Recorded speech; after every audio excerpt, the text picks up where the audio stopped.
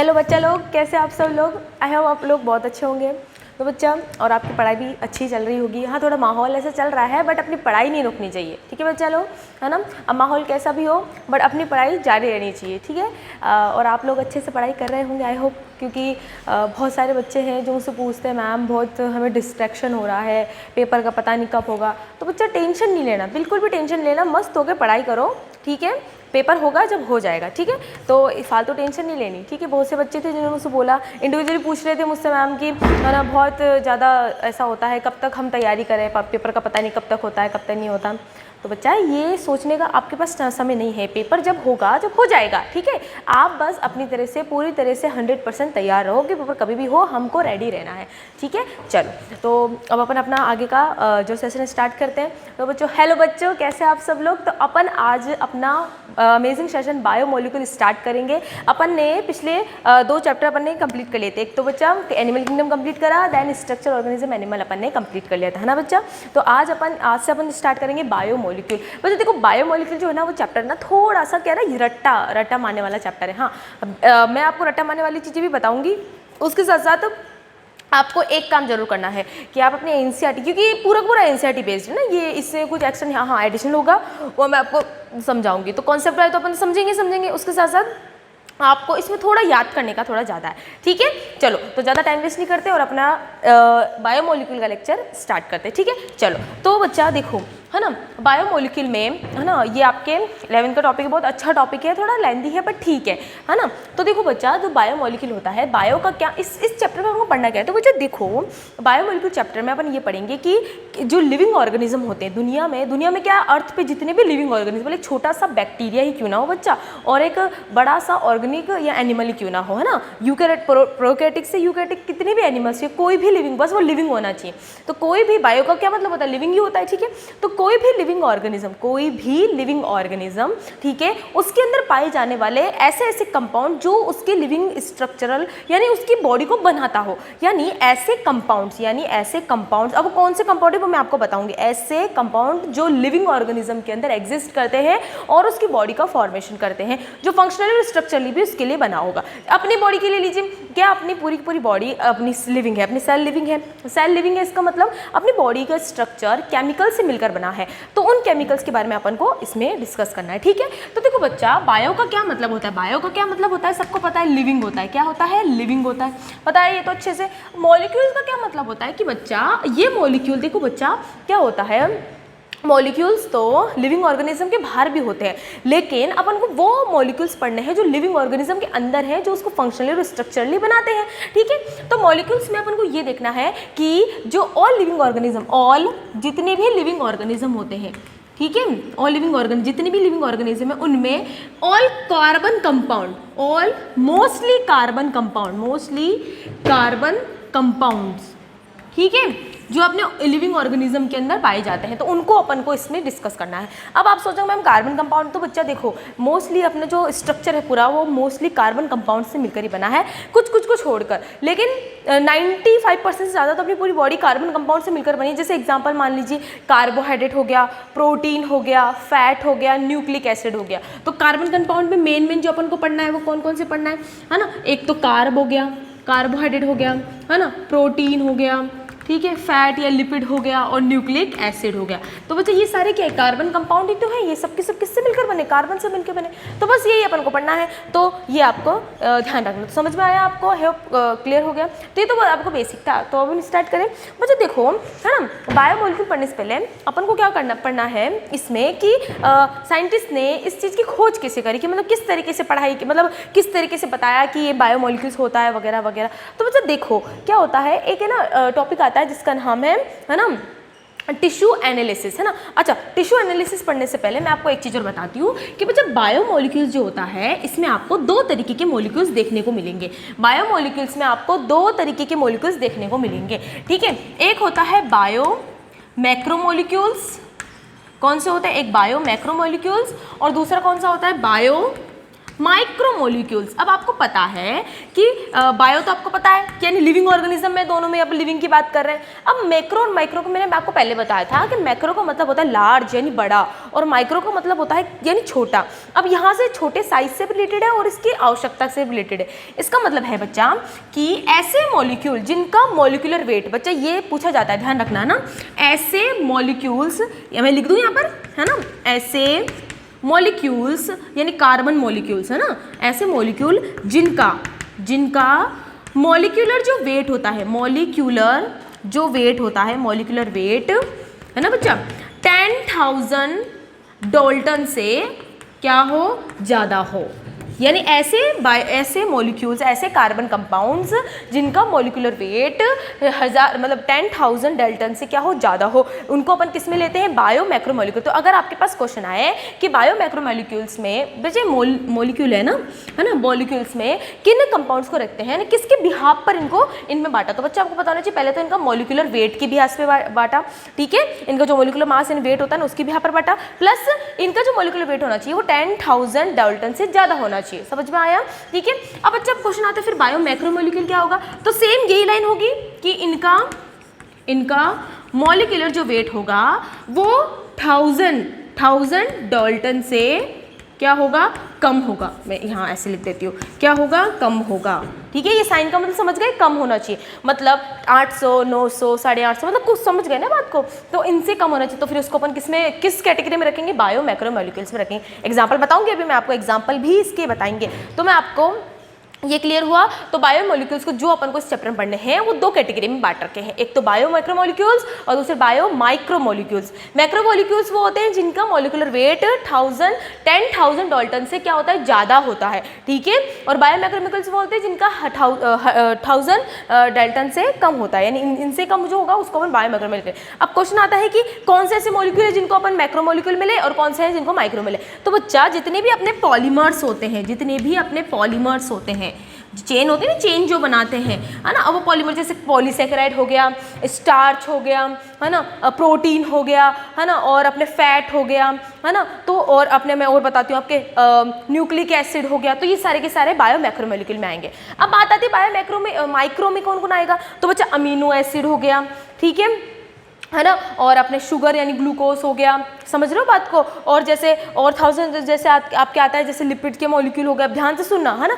और जैसे न्यूक्लियोटाइड हो गए, तो ये सब किस में आएंगे, आपके बायो मैक्रो मॉलिक्यूल में आएंगे। तो समझ में आया आपको, ठीक है। तो मैं यहाँ लिख दूँ एक तरीके की, यहाँ पर कौन आएंगे, मोनोमर्स आएंगे, कौन आएंगे, मोनोमर्स, ये बात यानी पॉलीमर के मोनोमर्स को अपन बायो मैक्रो मॉलिक्यूल में इंक्लूड करेंगे। क्लियर हो गया, समझ में आ गया। तो बच्चा ये आपको ध्यान रखना है। तो दो कैटेगरी में बांट रखा है, बायो मैक्रो मॉलिक्यूल और बायो माइक्रो मॉलिक्यूल, है ना, और दोनों को किस में डिफाइन कर रखा है, ये बात मैंने आपको बता दी कि दोनों को कैसे डिफाइन कर रखा है। तो समझ में आ गया, यहाँ पर आपको क्लियर हो गया, ठीक है, ये बात आपको ध्यान रखनी है, समझ में आया। चलो अब अपन आगे स्टार्ट करते हैं। अब बच्चा, अब साइंटिस्ट ने आखिर कैसे पहचाना कि लिविंग में कितना, क्योंकि बच्चा पानी बहुत होता है, पानी के अलावा जितने भी कार्बन कंपाउंड है उनको किस तरीके से उन्होंने एनालाइज करा, तो उसके लिए उन्होंने एक थ्योरी दी थी, टिश्यू एनालिसिस। टिश्यू एनालिसिस क्या होता है बच्चा, हम क्या करते हैं, जैसे देखो मानो कि मैंने तो क्या करा, मतलब आप किसी भी ऑर्गन का, आप किसी भी बॉडी के ऑर्गन का क्या बनाओ, उसको है ना, उसके ऑर्गन के अंदर से टिश्यू निकालो, क्योंकि टिश्यू में सेल है तो ऑब्वियस बात है आप किसी एक ले, सेल लो या फिर टिश्यू लो,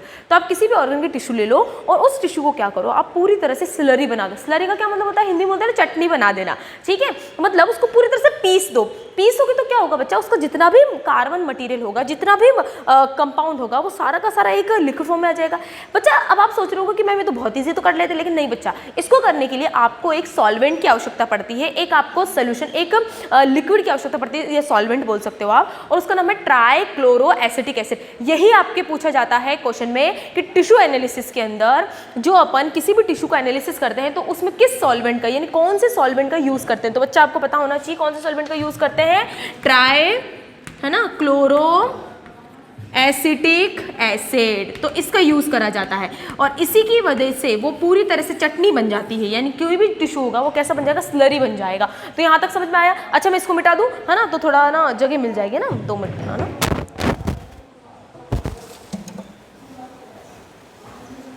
ठीक है। चलो अब इसको हटा देती हूँ, फिर अपन अपना टिश्यू एनालिसिस वाला टॉपिक करते हैं।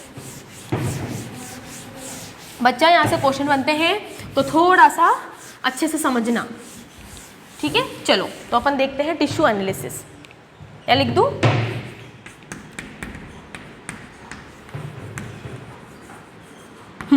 टिश्यू एनालिसिस में आप क्या करोगे, कोई भी टिश्यू ले लो। अब आपकी इच्छा हो लिवर की ले लो, आपकी इच्छा स्टमक की ले लो, जो आपकी इच्छा पड़े वो ले लो, है ना। आपकी बॉडी ऑर्गन की कोई सा भी टिश्यू ले लो। अब आपकी इच्छा आपके ब्रेन का ले लो, जो आपके इच्छा हो वाला टिश्यू ले लो। मैं तो बोल रही हूँ कि कोई भी टिश्यू ले लो, ठीक है। अब उस टिश्यू को क्या करेंगे अपन पीसेंगे। क्या करेंगे? इसको पीसेंगे।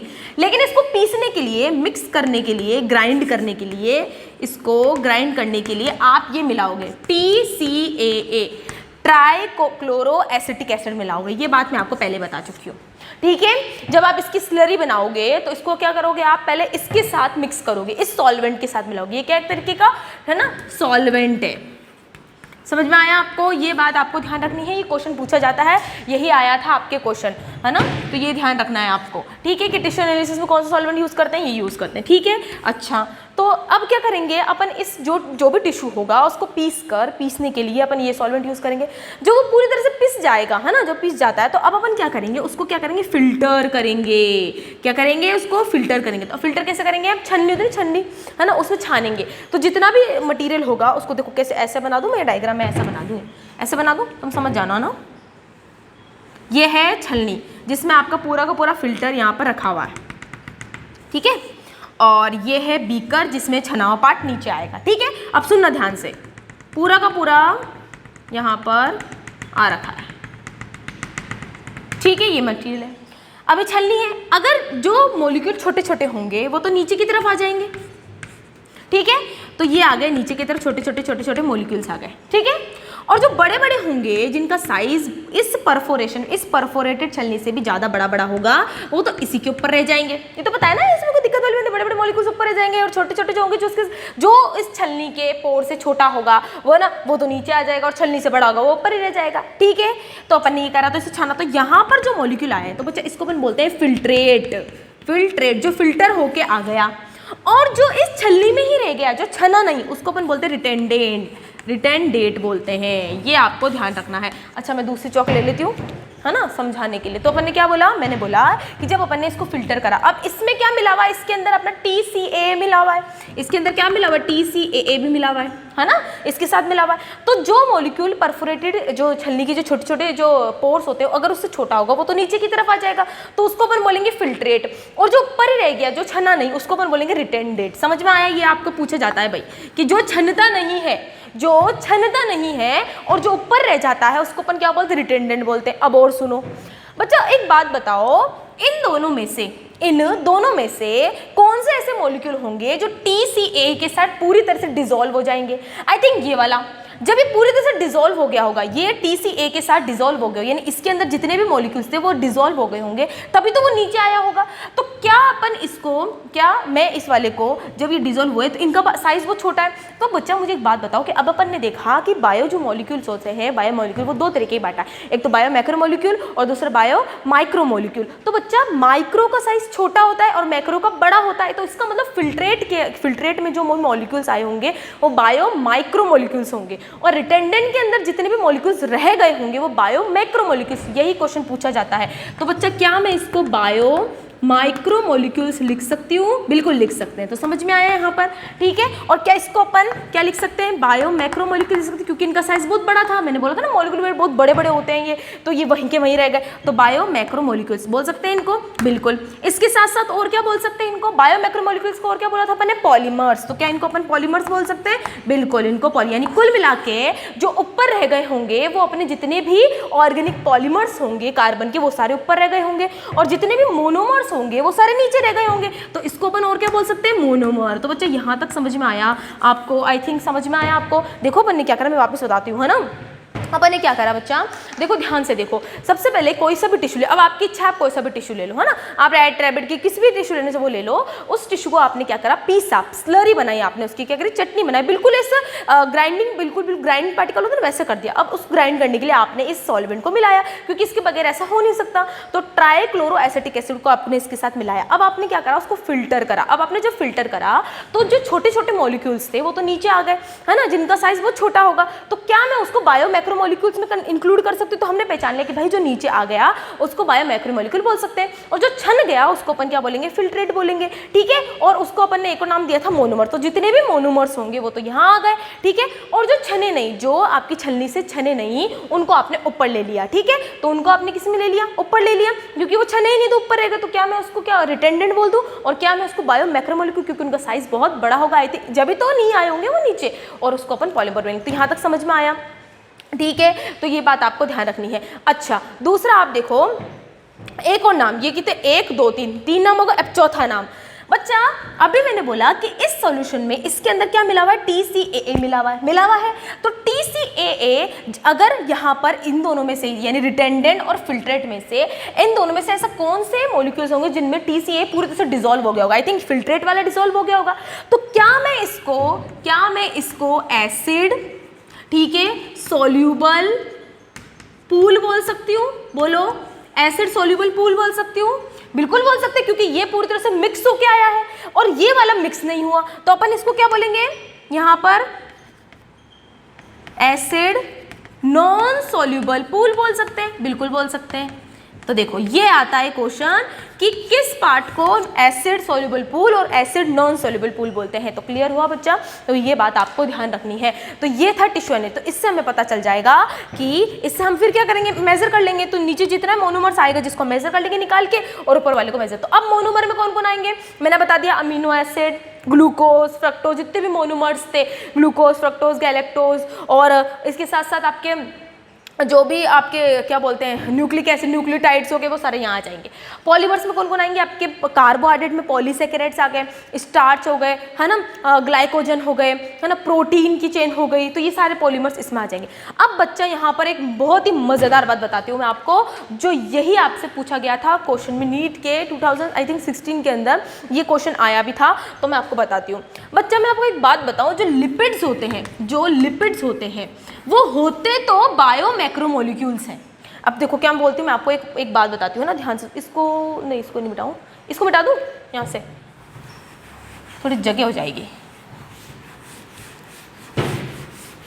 देखो, तो मैंने क्या बोला, मैंने बोला कि बच्चा जो लिपिड्स होते हैं वो होते तो, लिपिड्स क्या होते हैं, फैट्स के मॉलिक्यूल होते हैं, ठीक है। तो ये क्या होते हैं, ये होते तो बायो मैक्रोमोलिक्यूल्स है, बायो माइक्रोमोलिक्यूल्स होते हैं।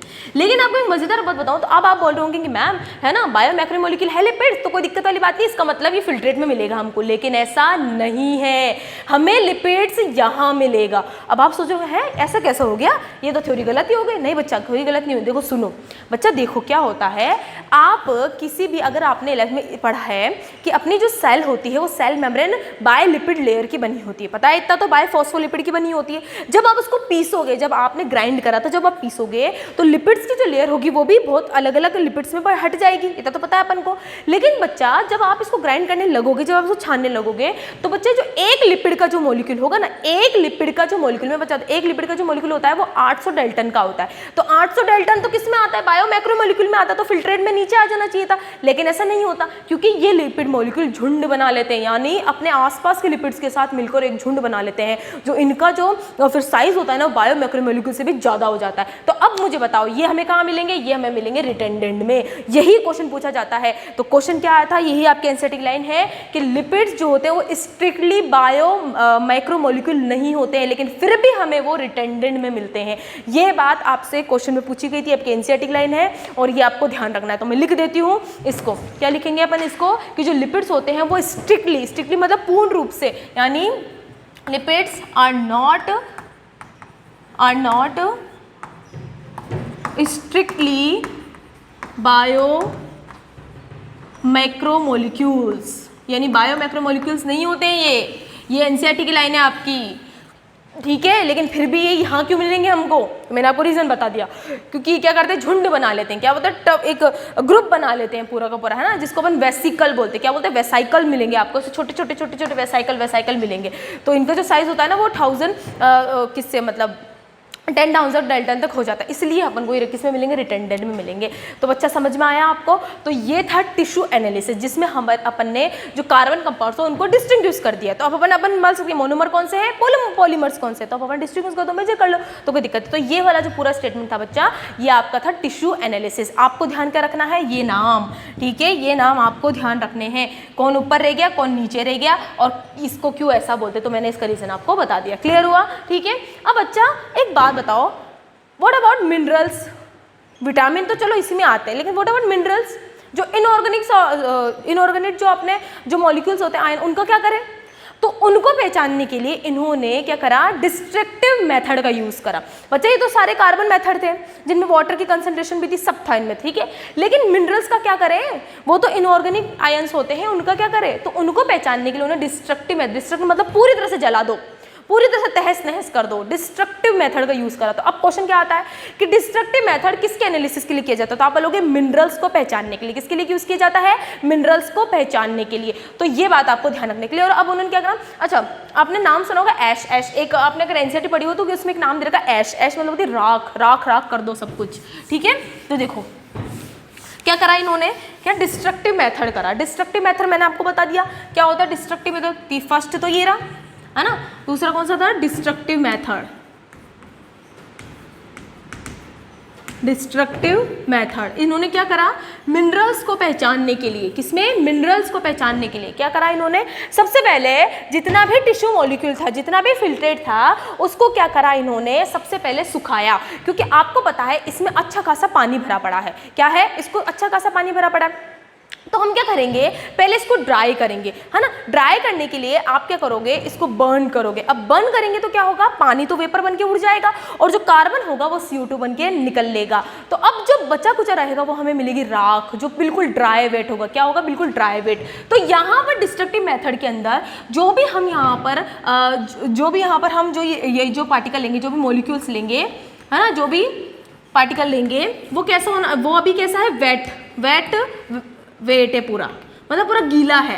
अब आप इसको क्या करना चाह रहे हो, ड्राई करना चाह रहे हो। अब ड्राई करने के लिए आप इसको क्या करोगे, बर्न करोगे, ठीक है। बर्न करोगे तो बर्न करने से क्या होगा, जो पानी होगा वो तो उड़ जाएगा, ये तो पता है ना, पानी तो उड़ जाएगा, और जो कार्बन होगा वो CO2 के साथ मिलकर ये भी निकल लेगा। समझ में आया आपको, ठीक है, क्लियर हुआ। अब बचा कुचा जो मेरे पास जो भी मटीरियल होगा, बचा कुचा मेरे पास जो भी मटेरियल होगा, अच्छा बच्चा इसको ऐश मेथड भी बोलते हैं, ठीक है ना। बचा कुचा जो भी मेरे पास मटेरियल होगा तो वो अपने पास ऐश कहलाएगा, और उसके अंदर अपने सारे के सारे इनऑर्गेनिक सॉल्ट होंगे जो आपका ड्राई वेट में होगा। समझ में आया आपको, तो ये पूरा का पूरा आपका क्या कहलाएगा, ड्राई वेट कहलाएगा। तो समझ में आया। तो ये मेथड जो होता है वो मिनरल के कंसंट्रेशन, मिनरल को पहचानने के लिए यूज़ किया जाता है। और दूसरा है ना, इसमें हम क्या करते हैं, इसको बर्न करते हैं, जिससे पूरी तरह से राख बन जाती है, धुआं हो जाता है पूरा का पूरा, ठीक है। जो अपने देखा कि जो बायोमोलिक्यूल्स होते हैं उसमें अपन ने मेटाबोलाइट्स देखे। तो जो मेटाबोलाइट्स जो होते हैं वो अपनी बॉडी में दो तरीके के अपन को मिलते हैं, एक तो प्राइमरी मेटाबोलाइट्स और दूसरा अपने सेकेंडरी मेटाबोलाइट्स, ठीक है। प्राइमरी मेटाबोलाइट्स क्या होता है बच्चा, देखो आपको दिख रहा होगा, मैंने वही बता रही हूँ जो आपके याद करना है, जिसमें आपके क्वेश्चन बनते हैं, ठीक है। मैं बताऊँ समझाऊंगी, देखो प्राइमरी मेटाबोलाइट्स होते हैं जो आपको मस्ट चाहिए आपकी बॉडी को, यानी इसके बगैर आपकी बॉडी में कोई फंक्शन हो ही नहीं सकता, ठीक है। जो मस्ट रिक्वायर्ड है आपकी लिविंग, कोई सी भी लिविंग सेल है उसके लिए तो मस्ट चाहिए, मतलब इसके बगैर तो कोई लिविंग सेल लिविंग रह ही नहीं सकती। और दूसरा ये किसी मदद करती है, एक तो मेटाबॉलिज्म में सीधा भाग देंगे, और दूसरा सेल ग्रोथ, यानी कुल मिला के पूरी तरह से सेल को ग्रोथ, डेवलपमेंट, रिक्रिएट कराने में, उसको मेटाबॉलिज्म प्रोसेस कराने पूरी तरह से ये मदद करते हैं। अब इनमें कौन कौन से आ गए, मतलब जैसे अपने कार्ब मॉलिक्यूल आ गए, कार्ब मॉलिक्यूल में बच्चा अपने जैसे आ गए ग्लूकोज, है ना, ग्लूकोज आ गए, अपने प्रोटीन आ गए, ठीक है, फैट आ गए, ठीक है, अपने न्यूक्लियोटाइड्स आ गए, न्यूक्लिक एसिड्स आ गए, ये सारे के सारे किसमें आते हैं, प्राइमरी मेटाबोलाइट्स में आते हैं, ठीक है। अच्छा, इसके साथ साथ ना मिनरल्स भी आपके प्राइमरी मेटाबोलाइट्स में आते हैं, ठीक है, वो भी मेटाबोलाइट्स में अपने मदद करते हैं। समझ में आया। अब अपन बात करते हैं बच्चा सेकेंडरी मेटाबोलाइट, ठीक है, सेकेंडरी मेटाबोलाइट की बात करते हैं। तो बच्चा सेकेंडरी मेटाबोलाइट्स की बात करते हैं, तो बच्चा पहले बात आपको ध्यान रखना है कि सेकेंडरी मेटाबोलाइट्स अगर होंगे तो भी ठीक, नहीं होंगे तब भी ठीक, मतलब इनकी वजह अपना काम चल जाएगा। एक तो ये बात याद रखो।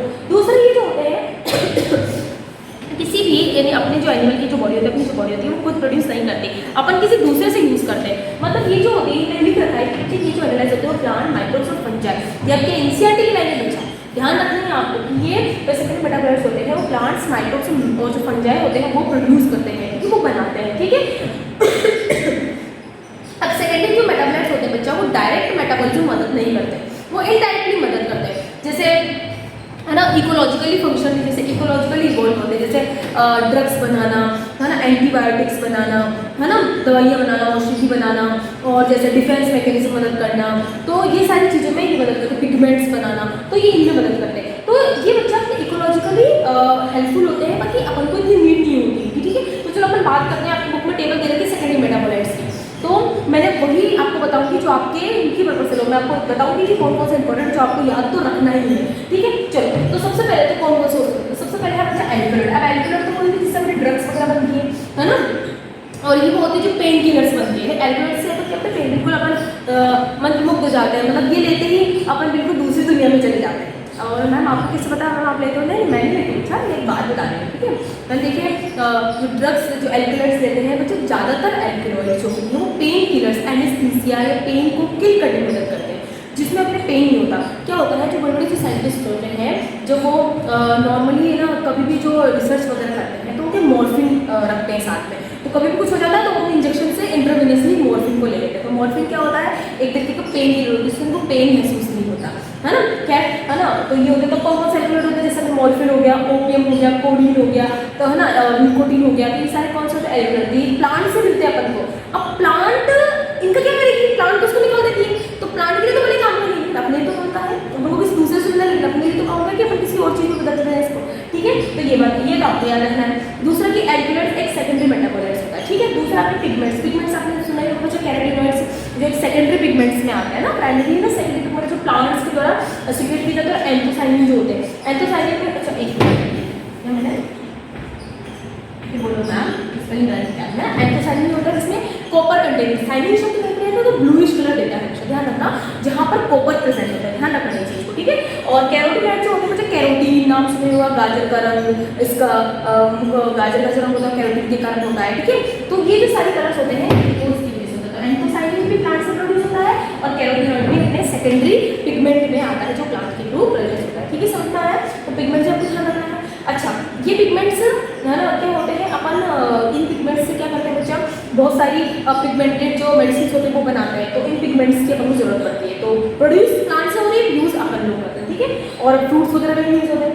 टॉक्सिक सब्सटेंस ऐसे होते हैं जिनको खाते हैं अपन लुढ़क जाते हैं, लुढ़क मतलब अपनी डेथ हो जाती है। अब जैसे इसमें अपने सबसे पहले रिक्सिन, रिक्सिन जो होता है अगर आपने नाम सुना हो तो ये कैस्टर ऑयल के बीज से मिलता है, ये ध्यान रखना आपको, ये वाला क्वेश्चन आया है तो जिसमें मैं अंडरलाइन करूँ उसमें आपको ध्यान रखना, वो तो आपके पूछा गया है नीट के अंदर, ठीक है। तो टॉक्सिन में वैसे एब्रिन भी है, बट रिक्सिन आपको ध्यान रखना है किससे होता है प्रोड्यूस, मैं आपको बताऊँ, मतलब कैस्टर के अरंडी के जो बीज होते हैं, कैस्टर जो सीड्स होते हैं उनसे हमको ये प्राप्त होता है, ध्यान रखना है, कैस्टर के बीजों से अपन को प्राप्त होता है, ठीक है। अब ड्रग्स में जो ड्रग्स होती है ना जो अपन को मतलब बिल्कुल ही मतलब इस दुनिया से विमुक्त कर देती है, ड्रग्स रहते हैं ना, मतलब देखो इसमें और इसमें क्या डिफरेंस होता है। एल्कलॉइड्स जो होते हैं वो बच्चा अपने मेडिसिन वगैरह बनाने में जैसे पेन किलर्स वगैरह बनाने का, और ड्रग्स जो होते हैं ना बच्चे ज़्यादातर वो है ना अपने ना सीनेस को अफेक्ट करते हैं, इससे अपने ना जो बैलेंसिंग जो सिस्टम होता है सब में एल्कोहल, ड्रग्स में आता है एल्कोहल, इसमें एल्कोहल यूज होती है ना, यहाँ पर एल्कोहल वगैरह जो होगा ना वो सारे आपके इसके अंदर आते हैं। इसके भी देखते क्या होता है सर, अब एल्कोहल किससे बनता है, प्लांट्स की मॉलिक्यूल से बनता है, फर्मेंटेशन करके बनता है, ठीक है। तो वो भी अपने जिसमें अपने विमप्लास्ट से क्वेश्चन आ रहा है, ध्यान रखना, ठीक है। ये क्वेश्चन आपको ध्यान रखना, मैं ज़्यादा ये वाला बताऊंगी आपको।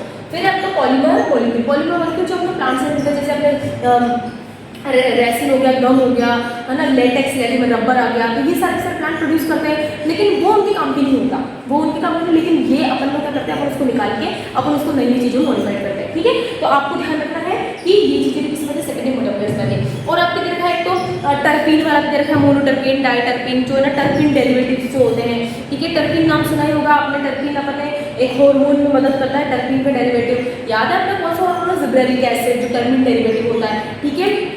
तो ये बात आपको ध्यान रखना है, समझ में आया आपको।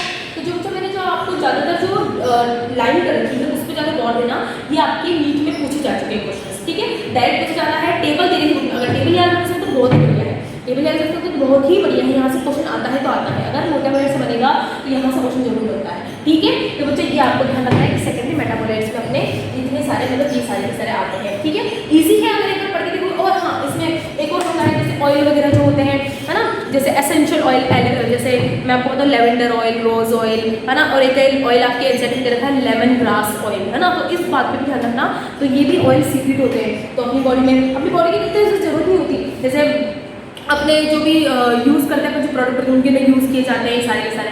तो अगर इनके बगैर अपन नहीं भी रहेंगे तो अपन जी जाएंगे, लेकिन अगर इनके बगैर नहीं रहेंगे तो अपन मर जाएंगे, ये बात आपको ध्यान रखो, ठीक है। तो क्लियर हुआ, आपको समझ में आया। तो सेकंड मेटाबोलाइट्स को अपन, ये आपकी टेबल दे रखी है इसकी, तो ध्यान रखना इसको, ठीक है, समझ में आ गया। अब बच्चा इसके बाद अपन वैसे तो टॉपिक बहुत है, लेकिन मैं अब आपको एक टॉपिक इसके जो मैंने इसके पढ़ा दिया, अब इसके पहले के अपन एक टॉपिक पढ़ेंगे, वो है अमीनो एसिड वाला, जो आपके दे रखा है पूरा। तो मैं अमीनो एसिड वाला टॉपिक आपको पूरा समझाऊंगी।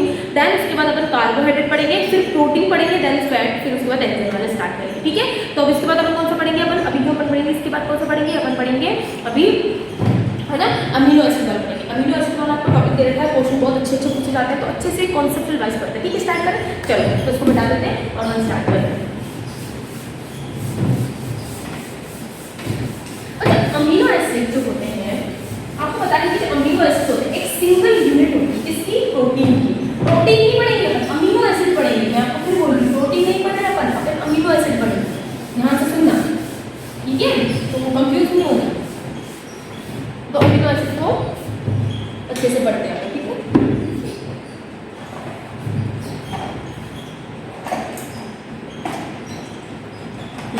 चलो ठीक है, अमीनो एसिड पढ़ते हैं अपन, स्टार्ट करते हैं। ये आपके पहले दे रखा है, तो अपन पहले इसको कंप्लीट कर लेते हैं, देन उसके बाद अपन सारे एक साथ करते हैं, ठीक है। चलो, अमीनो एसिड सबसे पहले आपको पता है ये एक यूनिट है, structural and function, structural unit होती है किसकी, प्रोटीन की। ये बात आपको ध्यान रखनी, प्रोटीन जो होता है वो अमीनो एसिड की चेन से मिलकर बनता है, क्लियर है। क्या है, प्रोटीन को पूरे डिटेल में पढ़ेंगे, जो अपन पॉलीसेकेराइड वाला टॉपिक पढ़ेंगे इसके बाद पढ़ेंगे, ठीक है। अपन सिर्फ अपन को ध्यान देना है इसके ऊपर। अच्छा, अमीनो एसिड जो होता है ये कैसे बनता है, तो पहले मैं आपको बता दूं, मान लो जैसे कि अपने पास मीथेन है, ठीक है, मीथेन ही है मेरे हिसाब से, मेरे हिसाब से आप सबके हिसाब से क्या मीथेन है, CH4 के मीथेन। अब अमीनो एसिड में एक कार्बन पर तो हाइड्रोजन होगा, दूसरे कार्बन पर होगा, मतलब उसी कार्बन के दूसरी वैलेंसी पर होगा NH2 ग्रुप, उसी कार्बन के दूसरी वैलेंसी पर होगा कार्बोक्सिलिक ग्रुप, NH2 ग्रुप, ये कार्बोक्सिलिक ग्रुप, और एक कार्बन यहाँ पर होगा बच्चा R ग्रुप। अब मैं इसको थोड़ा हाईलाइट करके रखती हूँ, है ना, क्योंकि यही है जो आपको इस अमीनो एसिड में ध्यान रखना है। मैं इसको और अलग से R, तो ये मॉलिक्यूल जो होता है ये होता है अमीनो एसिड, यानी अमीनो एसिड में आपको NH2 ग्रुप और COH ग्रुप तो मिलेगा। अगर अमीनो एसिड है तो मतलब अमीन ग्रुप होता है NH2 ग्रुप और एसिड वाला ग्रुप होता है ये वाला कार्बोक्सिलिक ग्रुप। तो आपको अमीनो एसिड में ये दो ग्रुप तो देखने को मिलेंगे। तो फिर आपको लगता है जैसे वेरिएबल क्या है, वेरिएबल है R क्या होता है, एक एल्किल ग्रुप होता है ना, जिसको आपने ब्रांचेस साइड कर, जिसको आप साइड चेन भी बोल सकते हो। क्या बोल सकते हो, साइड चेन बोल सकते हो। जो वेरिएबल है ये कैसा है, वेरिएबल, यानी अगर मान लो अगर एक ही अमीनो एसिड होता तो दुनिया में सिर्फ एक ही अमीनो एसिड होता तो फिक्स होता, लेकिन ऐसा नहीं है। आप अगर बहुत सारे अमीनो एसिड, ग्लूटामिक एसिड है ना, वैलिन एसिड, एलिनिन है ना, ये है ना, ये सारे कितने सारे अमीनो एसिड होते हैं, तो इसका मतलब कुछ ना कुछ तो होगा, मुझे तो इससे तो चेंज हो रहा है। तो ये R ग्रुप होता है। ये R ग्रुप अगर आप इस R ग्रुप की जगह हटा के कुछ दूसरे ग्रुप लगाते जाओगे तो अमीनो एसिड भी बदलते जाएंगे, लेकिन ये दोनों फिक्स है कि ये दोनों फिक्स रहेंगे। ये बात आपको ध्यान रखनी है, समझ में आया, ठीक है। तो ये बात आपको ध्यान रखनी है बच्चा कि जो अमीनो एसिड होते हैं उनके अंदर आपको दो ग्रुप आपको फिक्स मिलेंगे, एक तो NH2 ग्रुप और एक COOH ग्रुप। इन्हीं दोनों की वजह से अमीनो एसिड पहचाना जाता है, समझ में आया। और अगर आपको अमीनो एसिड पहचाना है तो आप R ग्रुप को फाइंड कर लो, अब अपन देखेंगे कैसे फाइंड करेंगे, ठीक है। तो वो R ग्रुप को फाइंड करके R ग्रुप की जगह कुछ और लगाओ तो कुछ और होगा, कुछ और हो, जैसे अगर इस जगह में CH2OH लगा तो सेरिन कहलाएगा, CH3 लगाओ तो ग्लूटामिक, मतलब कुल मिला के मतलब ये R ग्रुप डिफाइन करेगा कि कौन सा एसिड है, क्योंकि यही वेरिएबल यही हटेगा दूसरा लगेगा, यही चेंज होता रहेगा और अमीनो एसिड बनाता जाएगा, समझ में आया। तो पहले तो आपको ये बच्चा ध्यान रखना है कि अमीनो एसिड जो होता है आपके ये इन सबसे मिलकर बनता है, ठीक है, समझ में आया। ये बात आपको ध्यान रखना है, ये पूछा जाता है क्वेश्चन में कि कौन सी इसमें फिक्स रहती है, ठीक है। तो एक तो अमीन ग्रुप फिक्स होता है ना, ये एक तो ध्यान रखना है, अमीन ग्रुप फिक्स होता है और दूसरा कार्बोक्सिलिक एसिड फिक्स होता है, और उसमें एक कार्बोक्सिलिक एसिड और एक अमीन, ठीक है। और ये किसकी चेन होती है बच्चा, प्रोटीन को बनाने में काम आती है, ठीक है। चलो स्टार्ट करें। अब बच्चा अब अपन आगे और देखते हैं तो ना अपन अगर आगे देखें तो अमीनो एसिड जो होते हैं वो आपके कोई भी लिविंग ऑर्गेनिज्म हो उसको बनाने में मदद करते हैं, ठीक है। कोई भी लिविंग ऑर्गेनिज्म हो उसको बनाने में मदद करते हैं, ठीक है। अब जैसे लिविंग ऑर्गेनिज्म में जैसे मैं आपको बताती हूँ, जैसे मैं आपको 3 एग्जाम्पल बताती हूँ जो आपकी बुक में दे रखे हैं, है ना। देखो अगर यहाँ पर अगर इस NH2 और CH3 को जैसे मैंने बोला आर, देखो मैं आपको एक एग्जाम्पल बताती हूँ, है ना। देखो इसको हटा दूँ, चलो इसको यहाँ बना दूँ, यहाँ बना दूँ, ठीक है। क्या जैसे मान लो देखिए, जैसे ये अपने पास C है, ये NH2 है, ये NCERT है सारा ना, COOH यही है, ठीक है।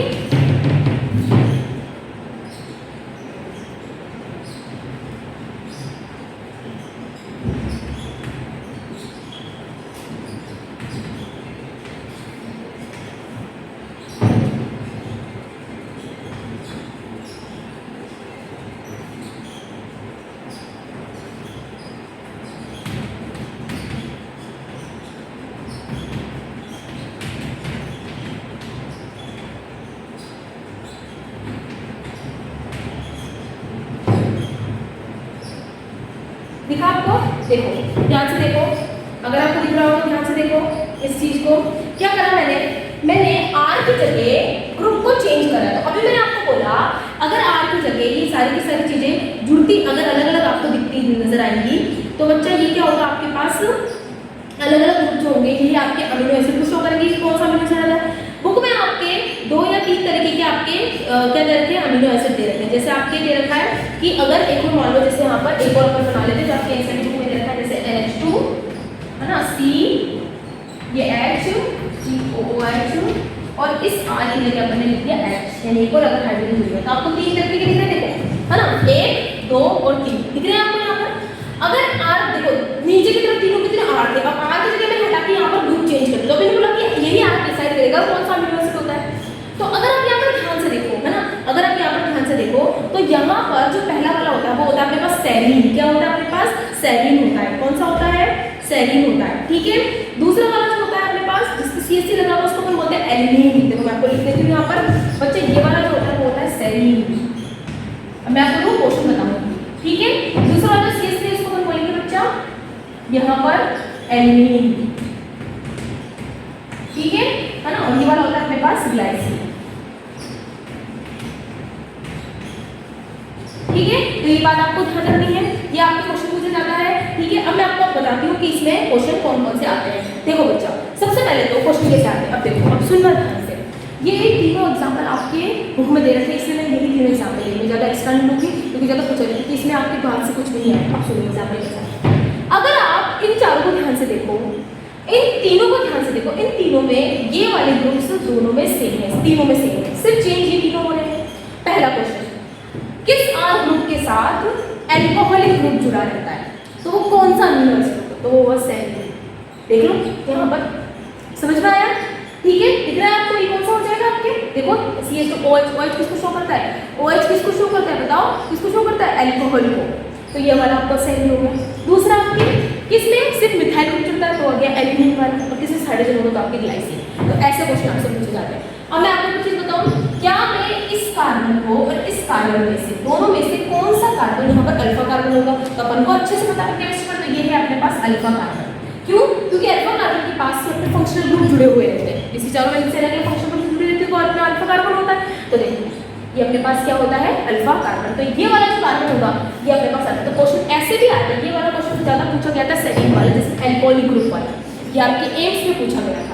तो ध्यान से बच्चे, ये आपके एनसीईआरटी है, पूरा का पूरा एनसीईआरटी के लिए वाला। तो ये वाला तो जो एनसीईआरटी में जो आपके अमीनो एसिड दे रखे हैं उनको तो रट ही लो, कुछ ही करो लेकिन उनको तो रट ही लो। तो ये आपको ध्यान रखना है कि अगर R ग्रुप के साथ एल्कोहलिक ग्रुप जुड़ जाएगा तो सेरीन है, अगर R ग्रुप में CH3 जुड़ जाएगा तो एल्यूमिन है, और अगर R ग्रुप के साथ अगर हाइड्रोजन जुड़ गया एक और तो आपकी ग्लाइसिन है। तो ये तीनों तो आप रट लो, कुछ भी करो लेकिन रट लो, यहाँ से क्वेश्चन बनता है, ठीक है। समझ में आ गया, क्लियर हुआ आपको। तो ये बात आपको ध्यान रखनी है कि यहाँ पर सिर्फ R ग्रुप ही है जो वेरिएबल होगा जिसमें आपकी जुड़ता और टूटता जाएगा। समझ में आया, ठीक है। तो ये बात आपको ध्यान रखनी है, जिसमें आपके सेरीन वाला सबसे ज्यादा पूछा गया है, ठीक है, सेरीन वाला सबसे ज्यादा पूछा जाता है। अब बच्चा आपके दूसरा एक और दे रखा है, दूसरा एक टॉपिक दे रखा है आपके ज्यूटर आयन वाला, ठीक है। मिटा दूँ, चलो बता दूँ इसको। हाँ, अब ज्यूटर आयन क्या होता है? ज्यूटर आयन होता है बच्चा एक तरीके का हाइब्रिड। अब हाइब्रिड क्या होता है मैम? हाइब्रिड मतलब जिसमें प्लस और माइनस दोनों, जैसे आप देखो ध्यान से, यहाँ पर मैंने लिखा सी एच, ये है आर, ये है सी ओ ओ एच, ठीक है, और ये आपका अपना NH2 ये था। उसको मिटा दो तो लंबा जाएगा ना, उसको ना।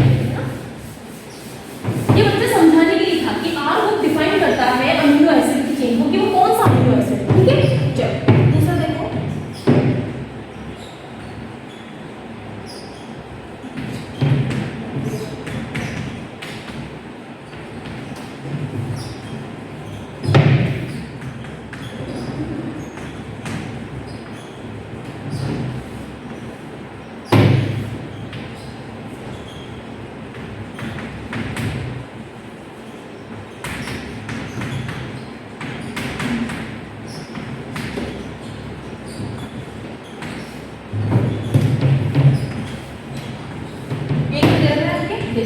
तो ये कुछ आपको कुछ बना रखा है। अब अगर इसको कंपेयर करो बच्चे, यहाँ इधर देखो, उस वाले को देखो और इस वाले को देखो,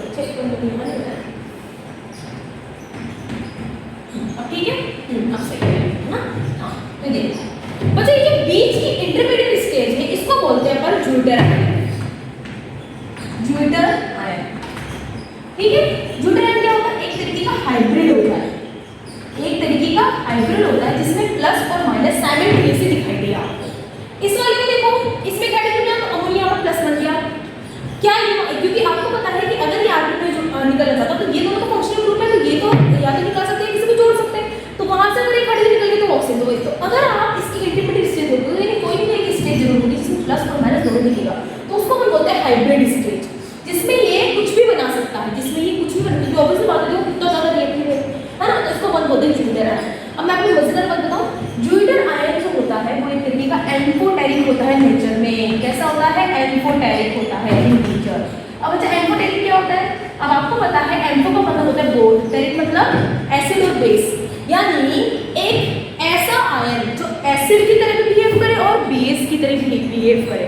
यानी अगर आप इस ज्यूटर आयन को किसी मॉलिक्यूल में आप चाहते हो कि एसिड की तरह बिहेव करे, कोई सॉल्यूशन मिला दो, आपकी इच्छा हो तो एसिड की तरह बिहेव करेगा, आप चाहोगे वैसे बेस की तरह बिहेव करना चाहते, सॉल्यूशन ज्यादा बेस की तरह बिहेव करेगा। मतलब ज्यूटर आयन एक ऐसा मॉलिक्यूल, न्यूट्रल मॉलिक्यूल होता है, न्यूट्रल मॉलिक्यूल बोल सकते हैं, एक ऐसा न्यूट्रल मॉलिक्यूल होता है, इसको क्या मैं न्यूट्रल बोल दूं? क्या मैं इसको न्यूट्रल बोल सकते हैं? बिल्कुल, ये न्यूट्रल मॉलिक्यूल है। ऐसा न्यूट्रल मॉलिक्यूल होता है जो एम्फोटेरिक होता है, जो बोथ एसिड और बेस, बोथ एसिड और ये है काम की चीज, बोथ एसिड और बेस की तरह बिहेव कर सकता है। यही आपसे पूछा जाता है। और बच्चे ये तो आपके शायद केमिस्ट्री में भी आता है, केमिस्ट्री में भी ज्यूटर आयन को मॉलिक्यूल भी पूछा जाता है और ऐसे नॉर्मली भी पूछा जाता है। तो बच्चा ये आपको ध्यान रखना है कि ज्यूटर आयन एक तरीके का न्यूट्रल हाइब्रिड मॉलिक्यूल होता है जो किसी भी सॉल्यूशन मिलाने पर बेस या एसिड दोनों की तरह बिहेव कर सकता है, ठीक है। ये आपकी क्वेश्चन पूछा जाता है, ध्यान रखना, ठीक है। आप यहाँ पर देख लो दोनों, अगर आपको यहाँ पर रिएक्शन करवाना है तो पॉजिटिव हो जाएगा, नेगेटिव हो जाएगा। एक ऐसी आयन जिसमें नेगेटिव और पॉजिटिव इंटरमीडिएट स्टेज है, ये स्टेज आपको दिखेगी नहीं, रिएक्शन में कभी भी आपको देखने को नहीं मिलती है स्टेज, है ना। ये अपन एनालाइज करते हैं तो अपन को ऐसा कभी देखने को मिला, ठीक है, समझ में आया? तो आपको ये ध्यान रखना है, ठीक है। इसलिए यही रीजन है कि आप इसको बोल लो। अब ये मॉलिक्यूल एक तरीके का अमीनो एसिड भी तो है, तो क्या मैं अमीनो एसिड को एम्फोटेरिक बोल सकती हूँ? बिल्कुल बोल सकते हैं। जब बच्चा मैं इस मॉलिक्यूल को एम्फोटेरिक बोल रही हूँ तो क्या मैं अमीनो एसिड को नहीं बोल सकती क्या? बस, तो अमीनो एसिड भी तो एम्फोटेरिक हो जाएगा नेचर में। तो अगर आपसे ज्यूटर आयन पूछे तब भी एम्फोटेरिक, और अगर ज्यूटर आयन में अमीनो एसिड पूछे तब भी क्या होता है? एक तरीके का एम्फोटेरिक होता है। तो समझ में आया आपको? तो यहाँ पर ये है काम की बात जो आपको ध्यान रखनी है, ठीक है। ये बात ध्यान रखनी है बच्चा, क्वेश्चन आपसे पूछा जाता है, फिर मत बोलना कि मैम ना ये चीज़ तो कहाँ थी, कहाँ से आ गया क्वेश्चन, कहाँ से आ गया क्वेश्चन, आज बच्चा बुक से ही आएगा, ठीक है। मैं आपको पूरा एनसीईआरटी बेस्ड पढ़ा रही हूँ, ठीक है, समझ में आया? चलो अब अपना नेक्स्ट है ना, एक टॉपिक को पढ़ा देती हूँ, फिर अपने इस लेक्चर को एंड करेंगे, ठीक है। नेक्स्ट है अपना पेप्टाइड बॉन्ड पढ़ना। देखो बच्चा, पता है आपको सभी को पेप्टाइड बॉन्ड क्या होता है, पढ़ते हुए आ रहे हो। दो अमीनो एसिड के बीच के बॉन्ड को पेप्टाइड बॉन्ड कहते हैं। और जब ऐसे बहुत सारे आपको दो अमीनो एसिड के बीच के जो बॉन्ड दिखेंगे तो उसको पॉलीपेप्टाइड चेन या पॉलीपेप्टाइड बॉन्ड बोलेंगे। इजी है। अब मैं आपको एक मजेदार बात बताती हूँ, देखो यहाँ तक आपको समझ में आया? ठीक है, ध्यान रखना, ये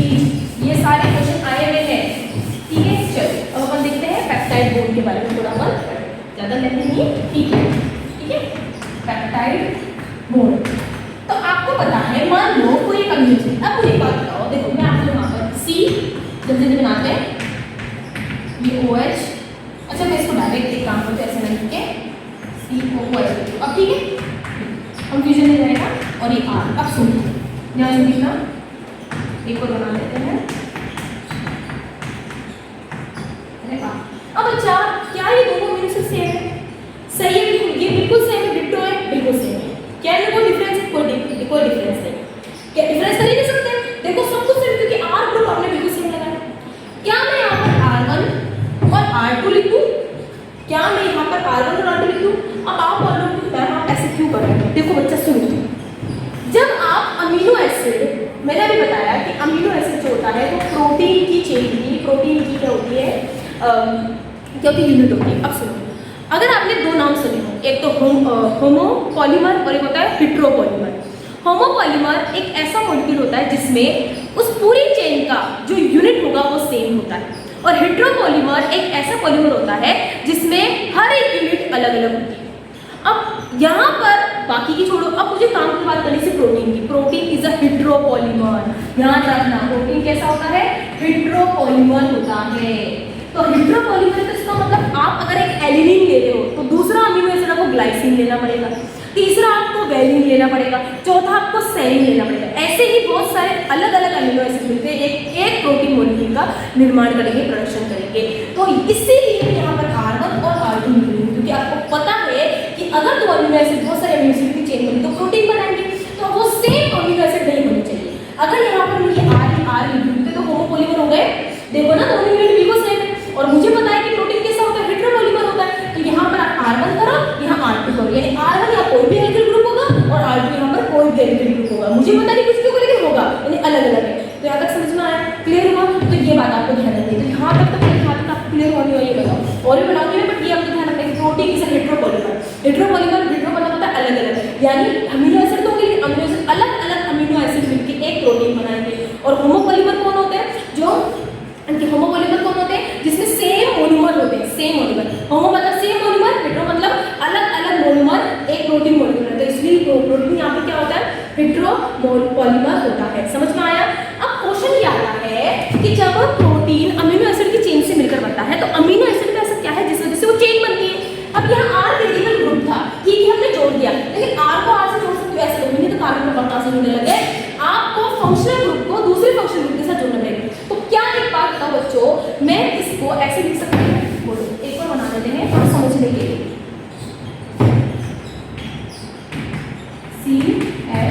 CHCOOH और यहाँ R लिख लेते हैं, ठीक है, तीन सही रहेगा, ठीक है।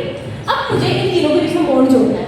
देखो ना, R1 अलग अमीनो एसिड, ये मान लो A1 अमीनो एसिड, ये है A2 अमीनो एसिड, ये है A3 अमीनो एसिड। मुझे नहीं पता कौन सा है, बट अलग अलग अमीनो एसिड है, ठीक है, लेकिन R को अलग अलग लगाना है।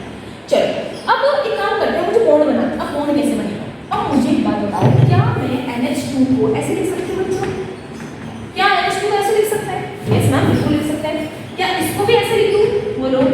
यस मैम, बिल्कुल लिख सकते हैं। तो एक काम करते हैं, इनको ऐसे लिख देते हैं, ठीक है। जब इनके बीच बॉन्ड बनेगा तो आपको पता है कि यहाँ पर आपको कुछ पानी जैसा मॉलिक्यूल दिख रहा है। तो एक अमीनो एसिड का OH का कार्बोक्सिलिक एसिड का OH और NH का H ग्रुप बाहर जाएगा और यहाँ से पानी बाहर निकलेगा, ठीक है, और इन दोनों के बीच में बन जाएगा। अच्छा, बॉन्ड में नीचे बनाओ, है ना, डॉट डॉट करेगा, ठीक है। सेम ऐसे यहाँ करो, एक का OH और एक का H यहाँ से बाहर निकलेगा, ठीक है, बॉन्ड बना, यहाँ से पानी बाहर ऐसे ही था। तो कुल मिला के ऐसे ही चेन बनती जाएगी, और अमीनो एसिड की चेन बनेगी, एक प्रोटीन मॉलिक्यूल बनेगा। अब अगर आप इसको नीचे ऐसे लिखोगे तो क्या मैं ऐसे लिख सकती हूँ? बोलो, NH2 है ना, यहाँ पर NH2 है। अब ये चेन पीछे की तरफ झूठी में इसका भी बना है ना, ये NH2, फिर कार्बन, यहाँ है R1, यहाँ, ठीक है, ये है H, ठीक है, यहाँ है C और सिर्फ एक बचा O, फिर बॉन्ड बना तो बचा सिर्फ अपने पास N और H। तो ये बन गया मेरे पास एक बॉन्ड, ठीक है। और बना लेते हैं, जो मैं थोड़ा बना दूँ, CHCO फिर R2, ठीक है, ये हो गया मेरे पास। ये बॉन्ड बना, ये बना NH, ठीक है, इसको भी आप ऐसे लिखो, और देन ऐसे करोगे देन आपके पास फिर आपके पास H देन R3 और फिर ये वापस COOH और ये ऐसे बनता है। तो आपको दिख रहा है यहाँ पर, देख लो यहाँ पर, तो देखो पहले अमीनो एसिड दूसरे चेन नहीं बन गई। तो अब मुझे बताओ इस पेप्टाइड बॉन्ड मिला, ये वाला जो बॉन्ड होगा ये होगा पेप्टाइड बॉन्ड, ये वाला जो बॉन्ड होगा ये होगा पेप्टाइड बॉन्ड। तो दो अमीनो एसिड के बीच के बॉन्ड को बोलते हैं पेप्टाइड बॉन्ड। और ऐसे बॉन्ड जो बहुत सारे होंगे उसको बोलेंगे पॉलीपेप्टाइड बॉन्ड। और ये पॉलीपेप्टाइड बॉन्ड एक पूरी चेन बना लेंगे उसको बोलेंगे पॉलीपेप्टाइड चेन बोलेंगे। अब क्वेश्चन क्या आता है ये सुनो, अब मजेदार बात क्या है ये सुनो। मजेदार बात ये है, मान लो यहाँ पर अगर मैं आपसे क्वेश्चन पूछूं मैंने अमीनो एसिड कितने लिए थे, 3 लिए कि मैम आपने 3 लिए थे, 1 2 और 3 अमीनो एसिड लिए। तो इन तीनों में कितने पेप्टाइड बॉन्ड बने, कितने बने, 2 बने। तो हमेशा ध्यान रखना अगर आपके पास 10 अमीनो एसिड है और आपसे पूछे कि 10 अमीनो एसिड के बीच में कितने पेप्टाइड बॉन्ड बनेंगे तो 1 माइनस कर देना, तो कितने बनेंगे, 9 बनेंगे। ये आपको ध्यान रखना है, मैं आपको फिर बोल रही हूँ, ठीक है, कि जितने अमीनो एसिड होंगे उसका 1 कम कर देना, उतने ही पेप्टाइड बॉन्ड बनेंगे उस प्रोटीन की चेन के अंदर। और दूसरा आपको एक अमीनो एसिड का COOH से OH ग्रुप जाएगा और दूसरे अमीनो एसिड का NH2 से H ग्रुप जाता है। ये आपको ध्यान रखना है कि कार्बोक्सिलिक एसिड तो OH निकालेगा और नाइट्रोजन वाला H निकालेगा और फिर वाटर मॉलिक्यूल बाहर निकल जाएगा और देन आपके पास पूरी एक चेन हो जाएगी। तो यहाँ पर जो मैंने पहली लाइन बोली थी कि आप एक माइनस करना है तो उसका एक फॉर्मूला बनता है, तो फॉर्मूला बनता है N = A-1, ठीक है। तो number of polypeptide chain, number of peptide bond equals to number of amino acid -1। तो इसको मैं लिख दूं, हिंदी में लिख दूं इसको, है ना, मैं यहाँ पे लिख देती हूँ ना, जगह यहाँ पर जगह नहीं लिखी, देखिए मैं इसको लिख देती हूँ ना, यहाँ पर इसको मिला के अच्छे से लिख देते। कैसे लिखोगे बताओ, number of peptide bond equals to amino acid -1। तो नंबर ऑफ पेप्टाइड बॉन्ड किससे लिखते हैं, N, अमीनो एसिड को A-1। तो अपने पास ये फॉर्मूला बन गया। तो ये था आपको जो ध्यान रखना है। तो समझ में आया क्या कहते हो, कितनी सारी कामों की बात कर रही आज, ठीक है। आर ग्रुप डिफाइन करेगा कौन सा अमीनो एसिड है, पॉलीपेप्टाइड चेन बनाना है तो बॉन्ड किन के बीच में बनेगा, कार्बन पहले के कार्बोक्सिलिक के पहले के नेगेटिव और दूसरे वाले के NH के, ये इंटरकनेक्टेड हो जाएगा, ठीक है। और कार्बोक्सिलिक एसिड का OH निकलेगा और इसका हाइड्रोजन निकलेगा, ठीक है। और ऐसे पानी निकलेगा, कितनी अमीनो एसिड की नंबर की चेन हो उसमें से 1 माइनस कर देना तो पेप्टाइड बॉन्ड कहलाएगा। और बहुत सारे होंगे तो पॉलीपेप्टाइड चेन या पॉलीपेप्टाइड बॉन्ड। तो बच्चा समझ में आया आपको, इसका ऑफर है आपके आगे, लेकिन अपन अगले लेक्चर में रहेगा, आज बहुत ज़्यादा हो गया, ठीक है। तो आज अपन ने बायोमोलिकुलर का बेसिक देखा, उसको अपन ने मैक्रोमोलिकुल माइक्रोमोलिकुल देखे, फिर अपन ने मेटाबोलाइट्स देखे, देन उसके बाद हमने अमीनो एसिड थोड़ा बहुत और बताना है मुझे, फिर मैंने अमीनो एसिड का बेसिक बताया, फिर आपको मैंने बताया कि आर ग्रुप से कैसे डिफाइन करते हैं, प्रोटीन हिट्रोपॉलीमर होता है, अलग अलग अमीनो एसिड से प्रोटीन बनता है, ध्यान रखना इस पॉइंट को, बहुत इंपॉर्टेंट है ये, ठीक है। फिर उसके बाद मैंने आपको चीज़ बताई जो आपको ये आपके क्वेश्चन की एम्स में पूछा गया है, ये क्वेश्चन ये वाला एम्स में पूछा गया है, तो ये बात आपको ये तो कि केमिस्ट्री में भी आता है बच्चा, तो ध्यान रखना, ठीक है। तो आई होप आपको आज का लेक्चर समझ में आया होगा, ठीक है। तो अपन इसी के आगे अपन थोड़ा सा अमीनो एसिड का टॉपिक हो जाए वो स्टार्ट करेंगे, देन अपन पॉलीसेकेराइड से स्टार्ट करेंगे पूरा, ठीक है। तो अगले लेक्चर में अपन अमीनो एसिड वाला कंप्लीट और पॉलीसेकेराइड कंप्लीट करेंगे विद एग्जाम्पल, ठीक है। पूरा एनसीईआरटी बेस्ड है, कुछ भी एक्स्ट्रा नहीं है, एक्स्ट्रा होगा तो मैं आपको एक्स्ट्रा वैसे बता दूंगी, ठीक है। तो आपको बस इस चैप्टर को एनसीईआरटी से पढ़ना है, ये मैं आपको पहले बोल चुकी हूँ, ठीक है। तो चलो तो अपन इस लेक्चर को एंड करते हैं, ठीक है बच्चा, और अच्छे से पढ़ाई करते रहो, और कोई डाउट हो